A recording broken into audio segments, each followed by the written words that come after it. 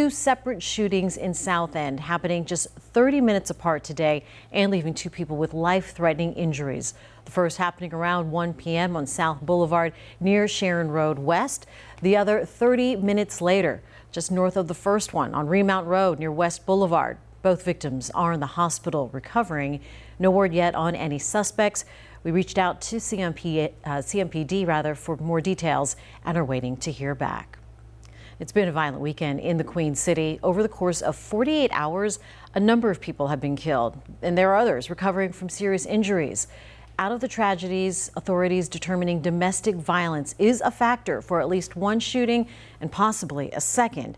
And it's putting the issue back in the spotlight. WCNC Charlotte's Austin Walker takes us through another violent weekend in Charlotte and how some advocates are speaking out, hopeful for change.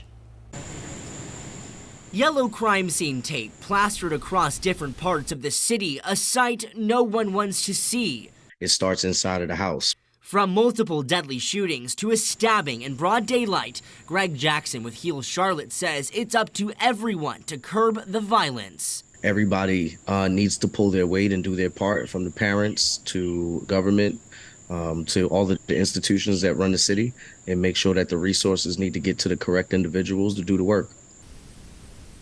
Out of the many tragedies this week, two have a similar theme: violence between family members.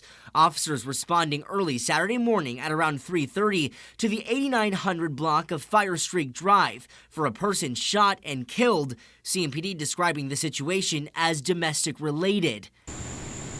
And then, just hours later Saturday, CMPD investigating a similar theme, saying it could be a domestic-related incident. It was a family inside the house, so just got to, parse out the relationships. A man found shot and killed on the 3700 block of Tippery Place. My jaw hit the floor. Sadia Sudan, a domestic violence specialist, says these tragedies are becoming more and more common. The National Coalition Against Domestic Violence says, on average, nearly 20 people per minute are physically abused by an intimate partner in the U.S. But Sudan says it's most likely more, and there are things people need to look out for. I personally don't go with red flags, because for me, if you're at a red flag, it's too late. They act a different way around the family, meaning if he's around, they're more quiet. CMPD Major Jackie Briley admitting it's hard for the department to predict these types of crimes. Anytime that we have anything domestic related, there's usually some type of pattern or history. And Sudan says changes need to happen with how people respond to domestic violence. Victims need to be believed more. I think that when the police are called, they go.